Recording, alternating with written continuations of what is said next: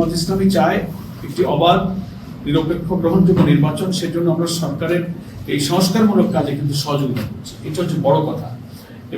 আমরা আমাদের নির্বাচনের ব্যাপারে মেজর বড় কথা বলেছি যে এই নির্বাচনটা হতে হবে প্রপোর্শনাল রিপ্রেজেন্টেশন, পিআর পদ্ধতি, সংখ্যানুপাতিক পদ্ধতি, যেটা আধুনিক গণতান্ত্রিক বিশ্বে প্রায় 60টিরও বেশি সংখ্যক দেশে এটা কার্যকর আছে। এটার অনেক ব্যাখ্যা আছে, সেটা শর্ট টাইম ব্যাখ্যা করার প্রয়োজন নেই। আমরা এই সমস্ত বিষয়গুলো এখানে উল্লেখ করেছি। সংবিধানের অনেক জায়গায় ওনারা অনেক মতামত চেয়েছেন, সেখানে আমরা দিয়েছি। এখানে নতুন নতুন অনেক জিনিস আসছে। হ্যাঁ, সম্মানিত মূলনীতির উপরে ওনারা অনেক মতামত চেয়েছেন, সেখানে আমরা মতামত দিয়েছি। আছে ওই এক একটা ইস্যুর উপরে এক এক ধরনের মতামত আছে। মূলনীতির উপরে আমরা তো আল্লাহ তাআলার উপরে অবিচল ঈমান ও আস্থা, এটাকে আমরা রাখার ব্যাপারে কথা বলেছি। তারপরে ওখানে সংবিধানের মূলনীতিতে আরো যে সমস্ত বিষয়গুলো আছে, গণতন্ত্র, তারপরে অন্যান্য বিষয়গুলো, আমরা সাম্য, মানবিক মর্যাদা, সামাজিক সুবিচার, এসব প্রসঙ্গগুলো আমরা বহাল রেখেছি।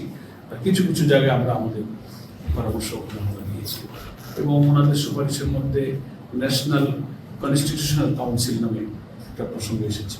সেখানেও আমরা সম্পূর্ণ একমত হইনি, সেখানে আমরা কিছু মন্তব্য সহকারে আমরা সেখানে এই সাংবিধানিক কাউন্সিলের ব্যাপারে দিয়েছি।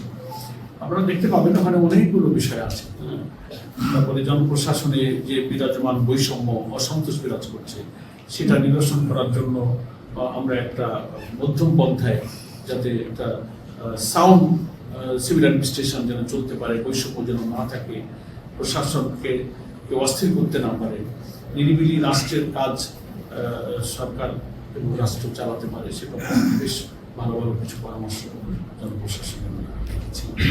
বিচার ব্যবস্থার ব্যাপারে, তারপরে নির্বাচনের ব্যাপারে এখানে অনেক প্রফেসর নতুন আইডিয়া এসছে, দ্বিকক্ষ বিশিষ্ট পার্লামেন্টের আইডিয়া এসছে, সেখানে আমরা আমাদের মতামত দিয়েছি। হাইকোর্টকে আমরা একমত হয়েছি, কিন্তু সেখানে আমাদের কিছু কমেন্টস আছে, কিছু বক্তব্য আছে। হাইকোর্টকে ডিসেন্ট্রালাইজ করার জন্য ডিভিশনাল সিট হাইকোর্টের বেঞ্চের ব্যাপারে ওনাদের প্রস্তাব ছিল, সেখানেও আমরা কিছু মন্তব্য সহ। জামাত ইসলামী চায় একটি অবাধ, নিরপেক্ষ, গ্রহণযোগ্য নির্বাচন। সেজন্য আমরা সরকারের এই সংস্কারমূলক কাজে কিন্তু সহযোগিতা করছি। এটা হচ্ছে বড় কথা। এবং সেই সংস্কারমূলক কাজে ওই প্রফেসর আলী রিয়াজ সাহেব, চেয়ারম্যান, উনি তো বললেন যে এটা একটা টাফ জব, যে সব দলকে একটা ব্যাপারে একমত করা কিন্তু কঠিন একটা জব ওনারা নিয়েছেন।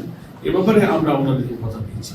তো আমরা সরকারকে সংস্কার, অন্তত নির্বাচন নিরপেক্ষ করে একটা সুন্দর রাষ্ট্রের রাষ্ট্রপতি, প্রধানমন্ত্রী, সাংবিধানিকভাবে কাঠামোগুলোতে যে সমস্ত দশমত ছিল, ক্ষমতার ভারসাম্য ছিল না, এগুলোকে ফিরে আনার ব্যাপারে আমরা খুব সমন্বিত করে ভালো কিছু পরামর্শ আমরা মতামত দিয়েছি। আমরা রাখার পক্ষে বলেছি, কিন্তু সেখানে আমাদের কিছু ব্যাখ্যা আছে। গণপরিষদ নির্বাচন নিয়ে আস্থা ভোট, বাজেট, এই সম্পর্কে আমরা 70 ধারা অনুযায়ী পার্লামেন্টের মেম্বাররা ভূমিকা পালন করবেন।